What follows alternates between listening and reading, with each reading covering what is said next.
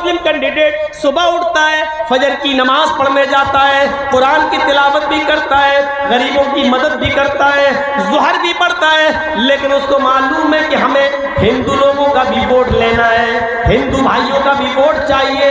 हिंदुओं को खुश करने के लिए वो उनके मंदिर में चला जाता है, वहां जाकर टीका भी लगा लेता है और मूर्ति पे जाके वो हार भी चढ़ा देता है, इसलिए कि ऐसा करने से हमें हिंदू भाइयों का वोट मिल जाएगा। मेरे भाइयों, सुबह वो हालत ईमान में उठा, लेकिन शाम होने से पहले पहले उसने कुफ्र कर लिया है। फरमाया अल्लाह के नबी ने, ये कयामत की निशानी होगी, एक मुसलमान हालत ईमान में उठेगा, लेकिन शाम होने से पहले पहले वो काफिर हो जाएगा। दुनिया के चंद सिक्कों को हासिल करने के लिए वो अपना दीन बेच देगा, दुनिया के चंद टुकड़ों को पाने के लिए वो अपना दीन का सौदा कर देगा, दुनिया के चंद सिक्कों के लिए वो अपने दीन की सौदेबाजी करेगा। अपने मुआशरे और समाज पर ऐसे मुस्लिम कैंडिडेटों पर नजर रखो जो गैर मुस्लिमों का वोट पाने के लिए टीका भी लगा रहे हैं और मूर्तियों पर हार भी चढ़ा रहे हैं। और दलील क्या देते हैं? अरे हिंदू भाई भी तो कैंडिडेट है, वो भी तो रोजा रख लेता है, या इफ्तार पार्टी में आ जाता है, वो भी तो टोपी लगा लेता है, हमें क्या मतलब है, हमें उससे क्या मतलब है वो क्या कर रहा है। लेकिन आपकी शरीयत आपको इजाजत नहीं देती है कि आप मंदिर में जाकर टीका लगाएं। टीका लगाना ये मुशाबिहत है गैर मुस्लिम से, और मन तशब्बह बिक़ौमिन फ़हुव मिन्हुम, जो जिस कौम की मुशाबिहत करेगा क़यामत के दिन उसी के साथ उठाया जाएगा। मूर्तियों पर फूल और हार और मालाएं नहीं चढ़ाई जा सकती। अगर आपने मंदिर में किसी मूर्ति पर फूल और मालाएं चढ़ा दी तो माफ कीजिएगा, बहुत से लोग दलील दे देंगे, जब आपका नेता मूर्तियों पर फूल और हार माला चढ़ा देता है तो हमने कब्रों पे अगर फूल चढ़ा दिए तो कौन सा जुर्म किया है, हमने यहाँ चादर चढ़ा दी तो कौन सा जुर्म किया है। मेरे भाइयों, किसी भी पत्थर पर फूल और माला नहीं चढ़ाया जा सकता है, उसके सामने हाथ जोड़ के खड़ा नहीं होया जा सकता है। अगर शरीयत ने किसी पत्थर को चूमने की इजाजत दी है तो वो सिर्फ हजरे अस्वद है जो खाने काबा में लगा हुआ है, सिर्फ उस पत्थर को चूमने की इजाजत दी है। अगर आसानी के साथ वहां जा सकते हो और उसको छू सकते हो तो छू लो, और चूम सकते हो तो उसको बोसा दे दो। लेकिन अगर ये आसान ना हो, भीड़ बहुत ज्यादा हो, तो हाथ का इशारा कर लो, बस इतना काफी है और आपको सवाब मिल जाएगा। दिल में नियत करो, अगर भीड़ ना होती तो मैं जरूर चूमता, लेकिन मैं नहीं चूम पाऊंगा क्योंकि भीड़ बहुत ज्यादा है। दाहिना हाथ उठाकर इशारा कर दीजिए और अपना चक्कर लगाना शुरू कर दीजिए। उस पत्थर को ही चूमा जा सकता है और उसका बोसा लिया जा सकता है, उसके अलावा किसी पत्थर को नहीं चूमा जा सकता। लेकिन हजरत उमर फारूक का जब जमाना आया तो उमर फारूक को डर लगने लगा, इस पत्थर को लोग चूमते हैं, ऐसा ना हो कि इस पत्थर को आगे चलकर लोग इसको खुदा बना ले, माबूद बना ले, कहीं इस पत्थर से रोजी रोटी ना मांगने लगे, इस पत्थर से कहीं औलाद ना मांगने लगे, इस पत्थर को बाबरकत पत्थर समझकर बरकत के हुसूल के लिए बैठने न लगे। तो हजरत उमर फारूक ने तवाफ करने से पहले उस पत्थर पे हाथ रख के कहा था, आए पत्थर, अन्नका हजरुन ला तनफउ वला तजुर, आए पत्थर तू सिर्फ एक पत्थर है, आए हजरे अस्वद तू सिर्फ एक पत्थर है, तू किसी को नफा नहीं पहुंचा सकता, तू किसी को नुकसान नहीं पहुंचा सकता, तेरे अंदर नफा देने की और नुकसान पहुंचाने की ताकत नहीं है। मैं तो सिर्फ तुझे इसलिए चूमता हूं क्योंकि मुहम्मदुर रसूलुल्लाह को मैंने चूमते हुए देखा है। अगर मेरे नबी ने तुझे न चूमा होता तो मैं भी तुझे नहीं चूमता।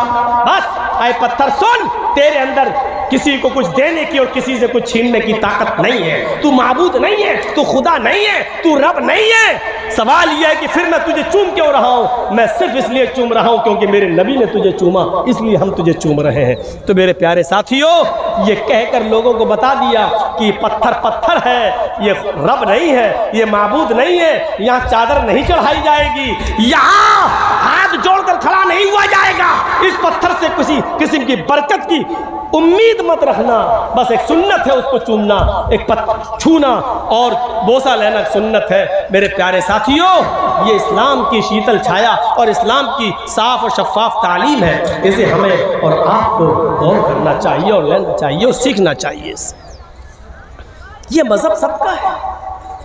आओ, अगर नमाज है तो आपके यहाँ पर भी है, कलमा है तो आपके यहाँ पर भी है, अगर ज़कात देने का हुक्म दिया है इस्लाम ने तो आपके यहाँ पर भी दान और खैरात का है। सुबूत व दानम दीक्षिता, हाय अर्जुन, ज़्यादा से ज़्यादा गरीबों मिस्कीनों में दान दिया करो, दान देने से पाप मिटते हैं। अगर हमारे यहाँ रोज़ा तो आपके यहाँ पर भी व्रत है। हाँ, एक फ़र्क ज़रूर मिलता है, हमारे यहाँ मरने के बाद इंसान दोबारा कुत्ता बिल्ली चूहा नहीं बनता है, और आपके यहाँ मरने के बाद आवागमन है। अच्छे कर्म किए होंगे तो फिर से मनुष्य बनाकर पैदा किया जाएगा, लेकिन बुरे कर्म किए होंगे तो अपने अपने कर्मों के मुताबिक इंसान को सजा मिलेगी। मनुस्मृति पढ़िए, एक एक गुनाह की सजा लिखी हुई है। 2-3 सजाएं मुझे याद हैं। रिश्वत खाओगे तो कुत्ते का जन्म होगा, जुआ खेलोगे तो भैंस का जन्म होगा, किसी लड़की पर गलत नजर डालोगे तो तुम्हें अगला जन्म लड़की का होगा, चोरी करोगे तो अगले जन्म में बिल्ली बनाए जाओगे। ये हमें याद है मनुस्मृति के, वरना उसमें बहुत कुछ लिखा हुआ। ये करोगे तो आलू बनोगे, ये करोगे तो गोभी बनोगे, ये करोगे तो बैगन बनोगे, ये करोगे तो फूल गोभी बनोगे, ये करोगे तो यहाँ तक कि हरा धनिया हरा मिर्चा, ये करोगे तो ये बनोगे। पूरी एक लिस्ट है, दाल चावल तक की लिस्ट है। ये करोगे तो दाल बनोगे, ये करोगे तो चावल बनोगे, ये करोगे तो, मतलब सबकी एक लिस्ट है। यानी ये सारी सब्जियां जो आप देख रहे हो ये पाप के नतीजे में मिल रही हैं हमें और आपको। ये सब पहले इंसान थी, इन्होंने वो जुर्म किए थे तब दाल बनाए गए। हम जो खा रहे हैं वो इंसानों को खा रहे हैं। पूरी एक लिस्ट है। एक बार मैं पढ़ रहा था मनुस्मृति, तो उसमें देखा तो मैं सोचने लगा, या अल्लाह, इसमें लिखा है कि जुआ खेलोगे तो भैंस का जन्म होगा। तो दुनिया में जितनी भैंसें हैं इसका मतलब ये पहले सब इंसान रही होंगी। इन्होंने जुआ खेला होगा तो इनको भैंस का जन्म हुआ है। इसका मतलब यह है कि दुनिया में अगर कोई आदमी जुआ ना खेले तो भैंस का जन्म ही नहीं होगा, और जब भैंस नहीं होगी तो दूध भी नहीं मिलेगा, और दूध नहीं होगा तो दही, मट्ठा, घी, छाछ, पनीर, दूध से बनने वाली सारी नेमतें हमें कुछ नहीं मिलेंगी। यानी ये सारी नेमतें खाना है, तो इसका मतलब यह है कि जुआ खेलो। एक पंडित से मैंने कहा, लोकल पंडित से, कहने लगा चुप रहो मौलाना साहब, हम इतने बड़े पंडित नहीं, हमारे किसी बड़े पंडित से पूछो। हम लोग तो बस ऐसी दान कन्या कर लेते हैं, कुछ हमें गुरु दक्षिणा मिल जाती है, हम क्या जाने ये सब। लोकल पंडित था, नहीं बता पाया। क्लियर लिखा है जुआ खेलोगे तो भैंस का जन्म होगा। अब बताइए तो आप, ये सारी नियामतें हमें जुआ खेलने के नतीजे में मिल रही हैं। इससे भी बड़ी बात, चोरी करोगे तो बिल्ली का जन्म होगा। अरे हमने दुनिया में चोरी की, पुलिस ने हमें पकड़ा, जेल में डाल दिया। पुलिस की जेल फिर भी अच्छी है, जब तक हम जेल में है दूसरे की चोरी तो नहीं कर रहे हैं, कम से कम इलाका सुरक्षित तो है।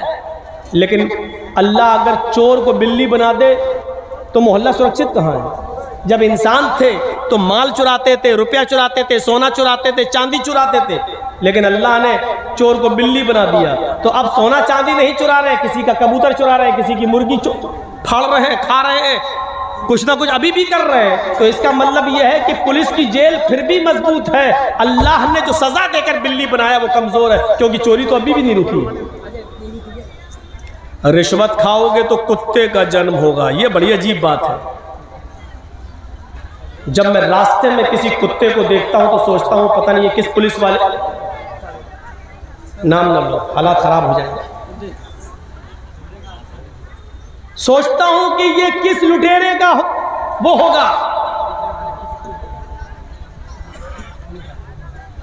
ये जो कुत्ते हैं, ये लोकल कुत्ते हैं, ये 100-200 रुपए लेकर तिरक छोड़ने वाले, कम हल्की फुल्की रिश्वत। और एक कुत्ता वो होता है जो 20-22 साल की खूबसूरत लड़की, लवली, स्वीटी, प्रीति, ट्विंकल, कॉलेज में पढ़ने वाली लड़कियां, 40-50 हज़ार का कुत्ता नहला धुला कर और मुंह से मुंह लगा करके गाड़ी में बिठाती हैं और लेके एसी गाड़ियों में चलती हैं। मैं सोचता हूं ये किसी बड़े वीआईपी लीडर, किसी नेता का जन्म हुआ होगा। कभी कभी हम सोचते हैं यूपी और दिल्ली चलाने वाले लोगों को, ये जुल्म बेचारे कर रहे कर लें, लेकिन मरने के बाद इनको क्या बनाया जाए। ऐसा न हो कि ऐसा बकरा बन जाएं जो हम ही लोगों के किसी हिस्से में आ जाए। कहीं देसी मुर्गा बन गए तो पता नहीं किस मौलवी के पेट में जाएंगे। मौलवियों का सबसे बेहतरीन गिज़ा देसी मुर्गा ही होता है। बाकायदा मांगते हैं जलसे में, देसी मुर्गा है तो आएंगे। मैं उस मौलवी को जानता हूं जिसने तकरीर की डेट देने से पहले कहा था कि हमें मंगोर मछली, देसी मुर्गा फ्राई चाहिए। नाम नहीं लूंगा वरना आप लोग हंसेंगे। मैं सोचता हूं कि ये लोग दुनिया में बेचारे कर रहे करें, लेकिन आखिर इनको इनके धर्म के मुताबिक कौन सा जन्म होगा, क्या होगा। अगर हमें पता चल जाए कि ये वही आदमी है जिसका जन्म ये हुआ, तो हम तो उसको काटे ही नहीं, उसको रखे रहें, खिलाएं और पिलाएं और रोजाना उससे बात करें। साहब अब पता चला तुम्हें, तिल तिल तड़पाए। लिखा है कि चोरी करोगे तो, रिश्वत खाओगे तो कुत्ते का जन्म होगा। और आखिर में एक सजा और जो हमें मालूम है, लड़की को देखोगे तो अगला जन्म लड़की का होगा। दुनिया में जितनी लड़कियां जलसे में आई हैं ना, जलसे में ना दिखे लेकिन बाहर बाजार लगा हुआ वहां देख लो। अभी हम आ रहे थे, जो ले गया है मंजर पता चल जाता है। ऐसा लग रहा था जैसे एक कुतिया के पीछे 10-10 कुत्ते लगे। हमने कह दिया जो कहना था, बुलाओ या ना बुलाओ, हम बहुत आज़ाद ख्याल के आदमी हैं।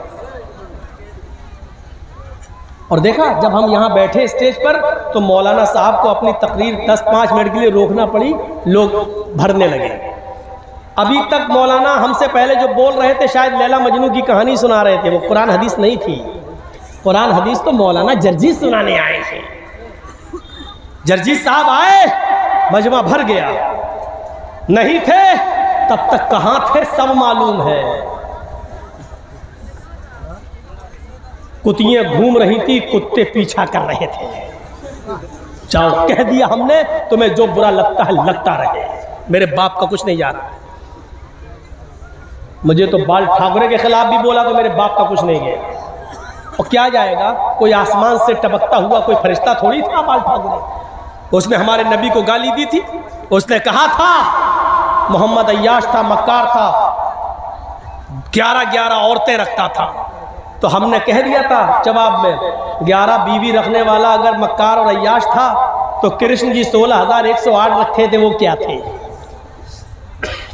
उसने फिर तकरीर में कहा था अगर मैं प्रधानमंत्री बन गया तो हरा रंग बंद कर दूंगा।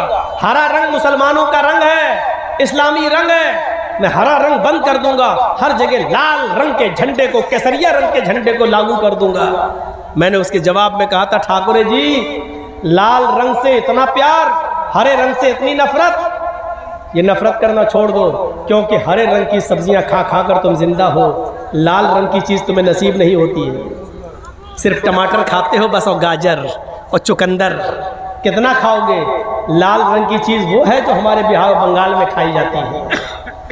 हमने कहा वो खाना शुरू, मैं तो नाम लिया था, यहाँ नाम नहीं लूँगा, मुझे डर लगता है यहाँ नाम ले लूँ तो कहीं यूपी के होने वाले चुनाव में मीडिया वाले उसी चीज़ को उछालें और बीजेपी को फ़ायदा ना पहुंचाए। वैसे बीजेपी को हम मुसलमानों में बहुत से लोग मिल गए फ़ायदा पहुंचाने के लिए, संतुष्टि के साथ वो बैठी हुई है कि हम तो जीत रहे हैं, हम तो निकल रहे हैं, क्योंकि हमारा काम तो मुसलमान ही लोग कर रहे हैं।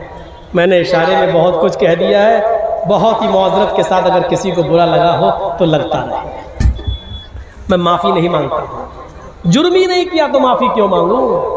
मैंने कोई गलती नहीं की बोलकर, इसलिए माफ़ी मांगने का सवाल ही पैदा नहीं होता है। तुझे बुरा लगा है तो ये तेरी विचारधारा है, अपने विचारधारा को आगे बढ़ा और सोच और समझ, ये सोचते और समझने की चीज़ है। इत्मीनान के साथ बैठी हुई है बीजेपी कि हमारा काम तो हो रहा है।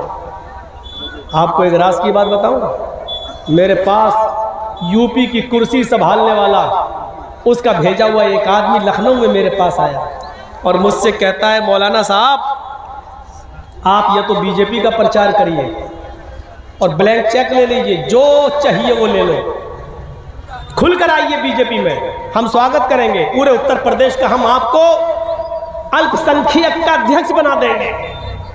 मैंने कहा नहीं साहब, बीजेपी में हम नहीं जा सकते, बीजेपी में हम जाएंगे तो हमारी कब्र खुद जाएगी। तो कहने लगा तो फिर तुम्हारे एक मुसलमान भाई भी हैं, नाम समझ गए ना, मैं नहीं लूँगा, आपके एक मुसलमान भाई भी हैं, वो लड़ रहे हैं, वो हम लोगों के बड़े विरोध में रहते हैं, फिर आप उस पार्टी का प्रचार कीजिए। मैंने कहा आपको क्यों इंटरेस्ट है उसमें? कहा कि उनके प्रचार से हमें फ़ायदा हो जाएगा। हमने कहा नहीं, अगर मैं अखिलेश का साथ दे दूं तो? बोले अखिलेश का साथ दोगे या मायावती का या कांग्रेस का, तो जो हाल मौलाना कलीमुद्दीन का किया वही हाल तुम्हारा भी कर देंगे, जेल में ठूस दिए जाओगे। इतना याद रखना, मैं वार्निंग देने आया हूं, धमकी देने आया हूं आपको। या तो हमारा साथ दीजिए और हमारा देने से मुसलमानों में आपकी छवि खराब हो रही है तो उस पार्टी में चले जाइए और हमारे योगी जी को जितनी गाली दे सकते हो दीजिए, क्योंकि हमें फायदा हो रहा। अगर अखिलेश या मायावती के साथ गए तो जेल में चला देंगे। हमने कहा जुर्म क्या किया मैंने? क्या कहता, जुर्म करता कौन है? जुर्म करता कौन है? आपको कोर्ट में साबित करना है कि हमने जुर्म नहीं किया। यह साबित करने के लिए आपको 10 साल लग जाएंगे। यह धमकी आई है मेरे पास, या तो इसका साथ दो, इसका नहीं दे रहे हो तो उसका साथ दो। खुली किताब है यार, क्यों मुझसे कहलवाते हो? मैं बिहार में नहीं कहना चाहता हूँ, बंगाल में ममता दीदी ने पूरी इजाज़त दी है, खूब बोलो। मैं देता हूँ, जाता हूँ, बोलता हूँ, नाम भी लेता हूँ, इसलिए कि जहाँ मेरे ऊपर केस होने का खतरा नहीं है वहाँ लेता हूँ, नाम भी लेता हूँ। अपने आप को बचाना भी ज़रूरी है। समझो, पहचानो, गौर करो, ये देखो, इस वक्त कोई तुम्हारा नहीं है, ये सच है, कोई तुम्हारा नहीं, ये सच है। लेकिन ये भी सोच लो कि इस वक्त हमें अपने आप को बड़े नुकसान से बचाना है तो छोटा नुकसान आपको करना पड़ेगा। आप ये सोचो कि छोटा नुकसान ना हो, नहीं, आपके पैर में कैंसर है, डॉक्टर ने कह दिया पैर काटना पड़ेगा, नहीं तो आपकी जान जा रही है। इसलिए बड़ा नुकसान यह है कि मेरी जान चली जाए, बच्चे बेचारे यतीम हो जाएंगे, और छोटा नुकसान ये है कि हमारा पैर कट जाए लेकिन बच्चे तो हमारे सामने रहेंगे। तो बड़े नुकसान से बचने के लिए छोटा नुकसान कर दो, यानी अपना पैर कटा के अपनी जान बचा लो। यही अक्लमंदी है, यही अक्लमंदी है। ये देख लो इस वक्त कि हमारा बड़ा नुकसान किसमें और छोटा नुकसान किसमें है, ये देखना पड़ेगा तुम्हें। हमारी बीवी को बच्चा हो रहा है, डॉक्टर ने कह दिया कि आपकी बीवी या आपके बच्चे में से मैं किसी एक को बचा सकता हूं। जर्जीस को बच्चा भी प्यारा है, जर्जीस को बीवी भी प्यारी है, लेकिन दोनों में से एक बचेगा।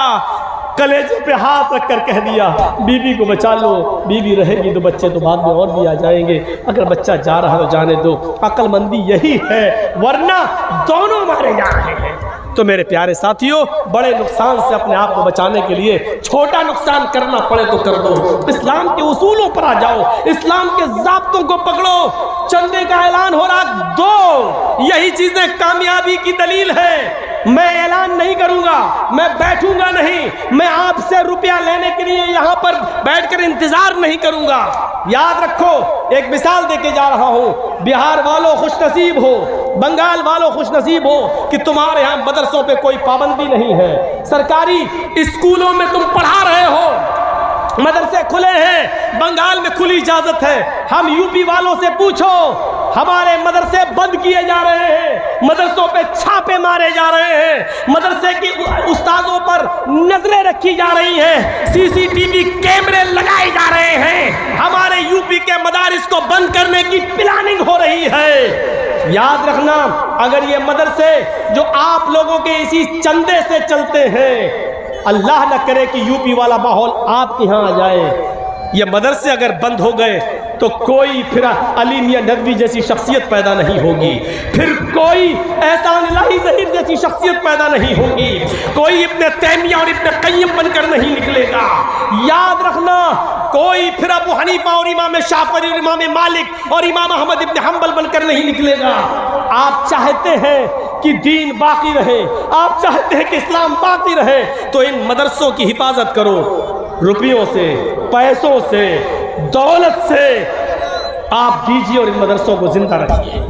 मैंने बहुत कुछ कह दिया है और एक बात बता दूं, अल्लाह की राह में देने से कम नहीं होता है, अल्लाह की कसम नहीं होता है। मिसाल दे दूं, एक कुतिया कितने बच्चे पैदा करती है? 4, 5, 6, कभी कभी 12 बच्चे भी पैदा कर देती है कुतिया। लेकिन आप देख लीजिए, एक कुतिया 5, 6, 10 बच्चे पैदा करती है, लेकिन रास्ते में जाइए, कुत्ते और कुतियों की तादाद आपको बहुत कम दिखेगी। क्यों? बस सड़क पे कोई इस ट्रक से मर गया, कोई उस बस से मर गया, कोई इससे मर गया, बहुत। एक कुतिया 10-12 बच्चे देती, लेकिन तादाद कुत्तों की बहुत कम है। और एक बकरी को देख लो, 2 ही बच्चे देती है, बहुत कम है जो 3 दे, 1 या 2 या 1। इस साल भारत के 35 करोड़ मुसलमानों में अगर 1 करोड़ भी कुर्बानी हुई और 1 करोड़ जानवरों को ज़िबा कर दिया जाए, अगली साल कुर्बानी का महीना आता है तो आप देख लीजिए कि 1 करोड़ की तादाद फिर से तैयार हो जाती है। क्यों?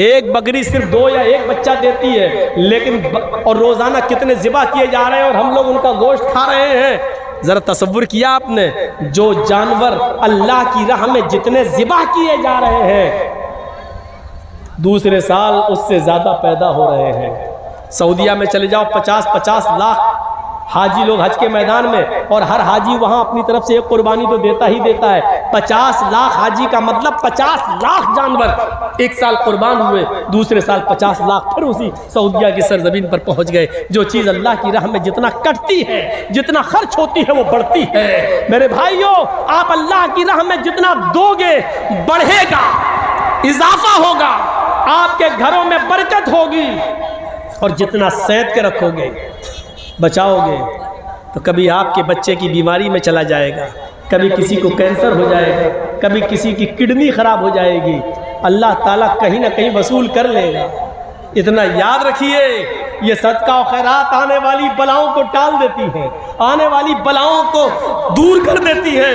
अल्लाह के नबी ने फरमाया, तकदीर में सारी चीज लिखी जा चुकी है, अगर तकदीर में लिखी हुई किसी मुसीबत को अगर तुम दूर करना चाहते हो तो तुम सदका और खैरात करो, क्योंकि सदका और खैरात आने वाली मुसीबतों पर रोक लगा देती है। मेरे भाइयों, दुनिया में यही सदका और खैरात कर जाइए, ताकि अगर हमारी मौत एक्सीडेंट से लिखी है तो सदका हमारे उस एक्सीडेंट को टाल दे। अब आप कहोगे कि तकदीर में तो सब लिखा है, हमारी मौत जब, तो तकदीर में ये भी लिखा होता है कि इस आदमी की मौत एक्सीडेंट से लिखी है, लेकिन 1 महीना पहले ये सदका और खैरात करेगा और हम इसकी मौत को टाल देंगे। ये भी तकदीर में लिखा हुआ है, ये भी तकदीर में लिखा हुआ है। मेरे भाइयों, इस्लाम के अंदर पूरे के पूरे दाखिल हो जाइए। एक मुसलमान दूसरे मुसलमान की इज्जत व आबरू को समझे। चलिए, 2:10 हो चुके हमारी खड़ी में। मेरे भाइयों, मैंने 10 मिनट फिर भी ज्यादा ले लिया है आपका, फिर भी आपको देखकर थोड़ा सा रहम आ गया है हमें। मैं चाहता हूं कि 10 मिनट और बैठ जाऊं आपके पास, और इस बैठ कर मैं इंतजार कर लूं। आपने जिस तरीके से चंदा करना चाहिए और होना चाहिए वो नहीं दिया।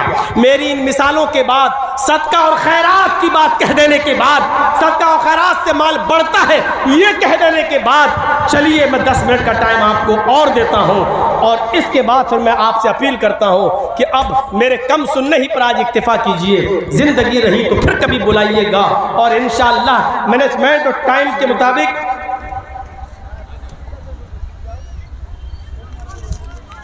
तो मेरे भाइयों ये चीज आपके सामने मैंने रख दी है और आपसे मैं अपील करता हूं कि 10 मिनट तक जो मैं यहां बैठा हूं, आपसे गुजारिश है कि मेरे हाथ में अगर आप कुछ देना चाहें इस मदरसे के लिए, आज आपकी मोहब्बत का सवाल है। मुझे देखना है कि आपको हमसे कितनी मोहब्बत है।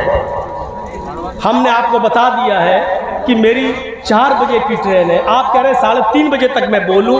दूसरी जगह का प्रोग्राम लगा है, बहुत दूर का फ्लाइट पकड़ के जाना है, आप हमें मजबूर कर रहे हैं। दूसरी जगह की कोई इज्जत नहीं है, आप समझिए। मैं फिर भी आपको दे रहा हूं इतना टाइम।